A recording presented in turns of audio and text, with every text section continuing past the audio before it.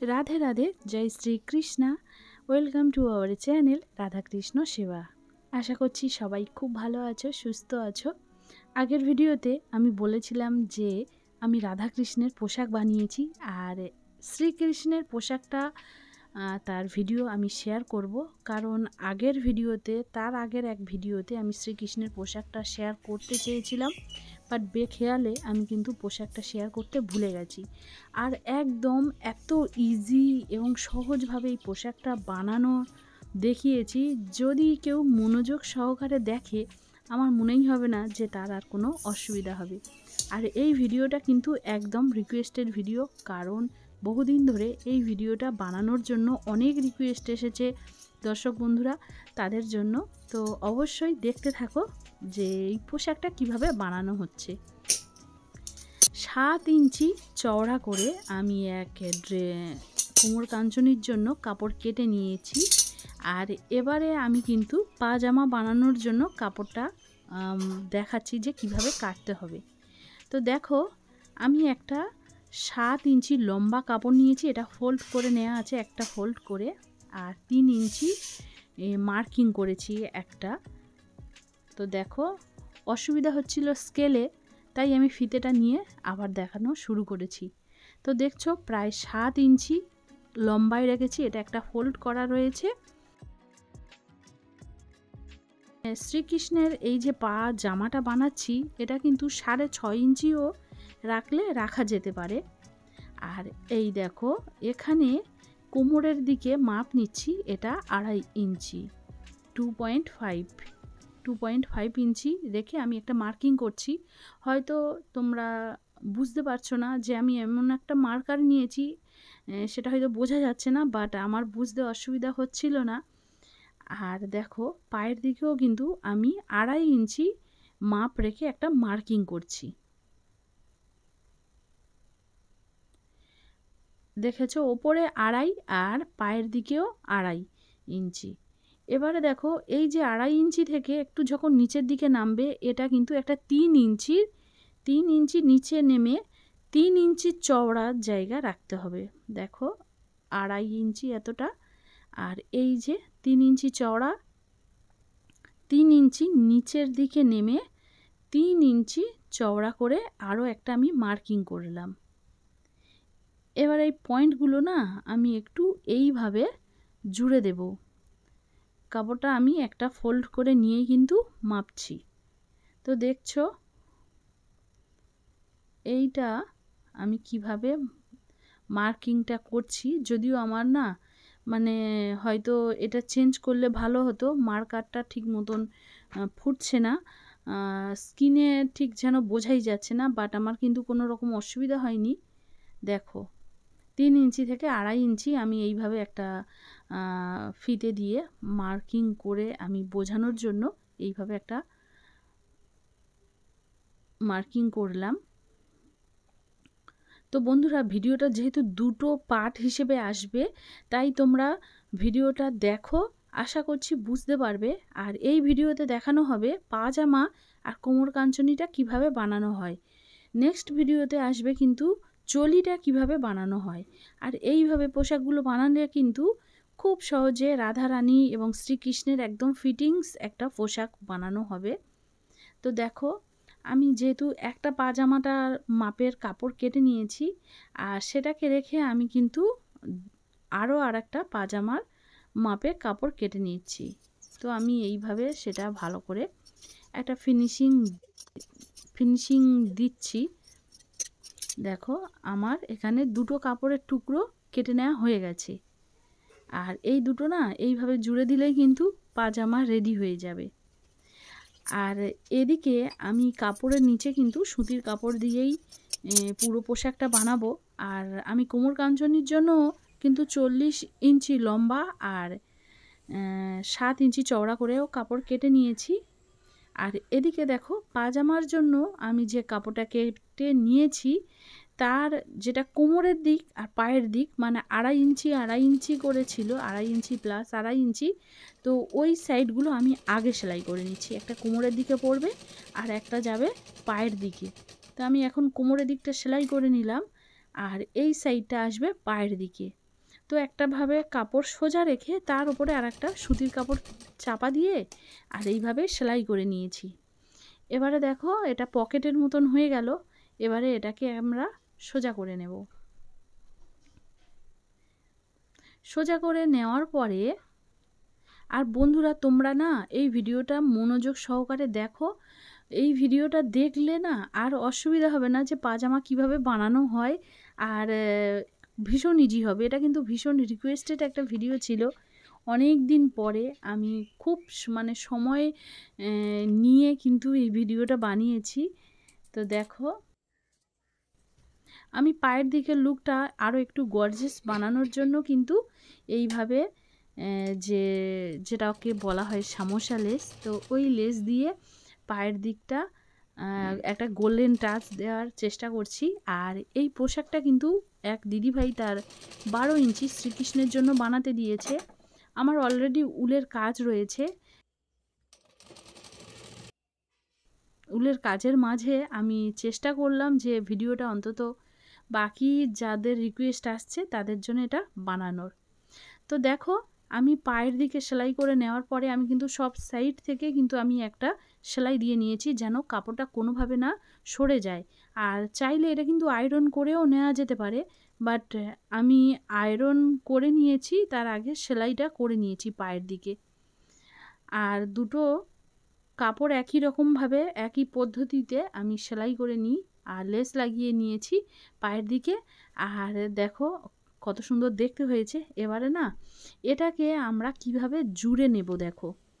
দেখো একটার ওপরে আর একটা রেখে দিয়েছি, সোজার দিকে সোজাটাই রেখেছি। আর আমি যেহেতু উল্টো সাইডে সেলাইটা করছি, তো দেখো এই যে কোমরের দিক থেকে যে সাইডের অংশটা আছে একটার উপরে আর একটা রেখে আমি এটাকে ধরে সাবধানে সেলাই করব। তবে কখনো যেন পুরোটা সেলাই করে দিতে যেও না, তাহলে কিন্তু এটা আর পাজামা বানানো হবে না, এটা তখন কিন্তু একটা লুঙ্গি বানানো হয়ে যাবে।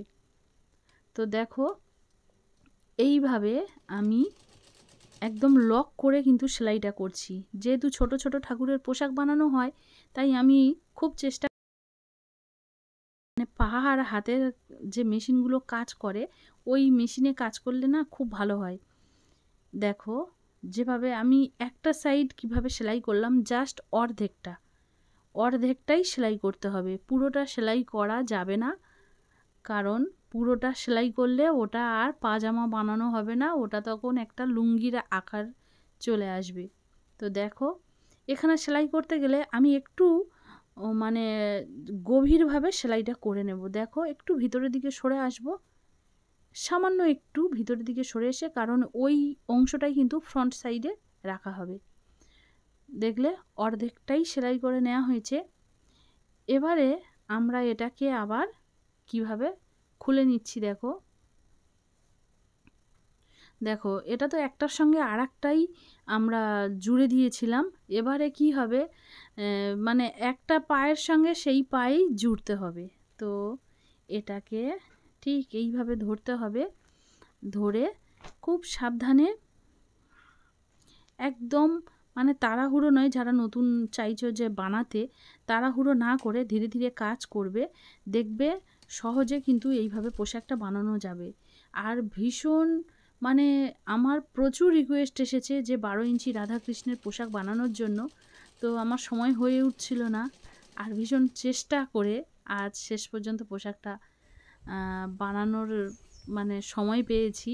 তো ভিডিওটা দুটো হিসেবে আসবে, দুটো পর্ব হিসেবে। তোমরা একটা এটাতে পাজামা কোমর কাঞ্চনি, নেক্সট ভিডিওতে আসবে কিন্তু চলি কিভাবে বানাই সেভাবে।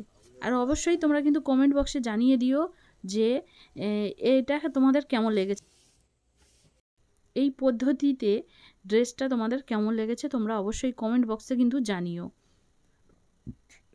এবারে দেখো জামাটা পাজামা তো সোজা করে নিয়েছি, আর যেটা ব্যাক সাইডে রাখবে মানে যেটা ব্যাক সাইডে, সেখানে আমাকে এই ভালো পাজামাটাকে আবার কাটতে হবে। তো ব্যাক সাইডে আমি এভাবে কেটে পাজামাটাকে আবার নষ্ট করে ফেললাম। অ্যাকচুয়ালি এটা নষ্ট করা নয়, এটা কিন্তু এই পদ্ধতিতেই পাজামাটা বানাতে হয়, নাহলে আর তো মানে পাজামাটা পরাতে গেলে পা তো তুলতে পারবে না, তাই আমাদের সেই ব্যবস্থাটা করতে হবে। আর এই যে কাটা অংশটা দেখছো, ওইগুলো কিন্তু আমি ভিতরে দিয়ে দিচ্ছি, দিয়ে লক করে আমি এইভাবে সেলাই করে দিচ্ছি। অনেক সময় কাপড় অনুযায়ী আমি কিন্তু এখানে আবার কাপড় জয়েন্ট করি অনেক সময়, তার উপরে আমি ভেলক্রো লাগাই। তো আমি আজ কিন্তু কাপড়টা যেহেতু একটু মোটা ধরনের, তাই আমি সেখানে আর কোনো রকম কাপড় অ্যাড করলাম না। আর ওই একই পদ্ধতিতে বাকিগুলোই আমি সেলাই করে নিয়েছি। আর দেখো একটার উপরে আরেকটা এইভাবে ভেলক্রো লাগিয়ে দিয়েছি, দেখছো? একটার উপরে আর একটা দিয়ে এইভাবে চেপে দিলেই কিন্তু পাজামা রেডি হয়ে গেল। তো পাজামাটা তো রেডি করে দিয়েছি, এবারে দেখাবো যে কোমর কাঞ্চনিটা কিভাবে বানাতে হয়। তো কোমর কাঞ্চনি বানানোটা অনেকটাই সহজ, মানে একদমই সহজ বলে চলে, তবে কিছু জিনিসের না একটু খেয়াল রাখতে হয়। তো দেখো কোমর কাঞ্চনির জন্য আমি যে কাপড়টা রেখেছিলাম সেটা অর্ধেক করে নিয়েছি, আর তাতেও কিন্তু আমি সুতির কাপড় অ্যাড করেছি ব্যাক সাইডে। আর আমি গোল্ডেনের লেস লাগিয়েছি, কারণ যে পোশাকটা বানাতে দিয়েছে সেই দিদিভাই কিন্তু গোল্ডেনের লেস দিয়েই এই পোশাকটা বানিয়ে দেওয়ার কথা বলেছিল। তো আমি অন্য লেস দিয়ে দেখেছি, এই যে গোল্ডেনটা এত বেশি শাইন করছিল, আর সেইভাবে অন্য কোনো লেস কিন্তু এই কাপড়টার সঙ্গে শাইন করছিল না। তো যার জন্য আমি এই লেসটা দিয়েই পোশাকটা বানালাম। দেখো আমি ওপরের দিক থেকেও লেসগুলো লাগিয়ে নেওয়ার পরে কোমরের দিকেও আমি লক করে নিচ্ছি, আর দুটো সাইডে বাকি রয়েছে এগুলো লক করা। তো চাইলে এগুলো মুড়ে সেলাই করে দেয়া যায়, বাট আমি কিন্তু টিস্যু রিবন দিয়ে এভাবে আমি লক করে নেব। তো এইভাবে মোট আমি দুটো কাপড়ের টুকরো একই রকম পদ্ধতিতে বানিয়েছি। আর এই যে সামোসা লেসগুলো সামনে লাগিয়েছি, এগুলো কিন্তু একদম ঠাকুরের যে পায়ের সামনের দিকে থাকবে, মানে ফ্রন্ট সাইডে রাখবো। তো দেখো আমি প্লেট ফেলা শুরু করে দিয়েছি, আর এইভাবে প্লেট বানিয়ে তার উপরে আমি সেলাইটা, যেহেতু এটা একটা লং কোমর কাঞ্চনি বানানো হচ্ছে, আর এই স্টাইলটা কিন্তু বেশ ভালো লাগে, খুব সুন্দর লাগে। ঠিক মতন করে কিন্তু রাধা কৃষ্ণ দুজনকে যদি সিঙ্গার করা যায়, আর কোমরের যে মাপটা রাখা হবে সেটা কিন্তু যেহেতু এটা পাজামার ওপরেই পরানো হবে শ্রীকৃষ্ণকে, তো এখানে কোমরের মাপটা আমাকে 7 ইঞ্চি থেকে 7.5 ইঞ্চি রাখতে হয়। বাট সামান্য একটু যদি বেশিও হয় কোনো অসুবিধা হয় না, কিন্তু যেহেতু কোমর কাঞ্চনিতে ডরি লাগানো থাকে, তো তার জন্য কিন্তু অসুবিধা হবে না। আর দেখো একটা কুঁচি একভাবে রেখেছি, আর একটা কুঁচি কিন্তু আমি উল্টোভাবে ফেললাম। দেখো এখানে তোমরা দেখলে বুঝতে পারবে যে দুটো কুঁচির মুখগুলো না যেন সামনের দিকে আসে। একই পদ্ধতিতে কুঁচি ফেললে দুটো কিন্তু মুখ অন্যদিকে ঘুরে থাকবে, সেটা দেখতে ভালো লাগবে না। আর যেটা একদম ফ্রন্ট সাইডে পড়বে সেখানে আমি এইভাবে 1/2 ইঞ্চি থেকে 1 ইঞ্চি এইভাবে একটু ছোট্টভাবে আমি জুড়ে দিলাম।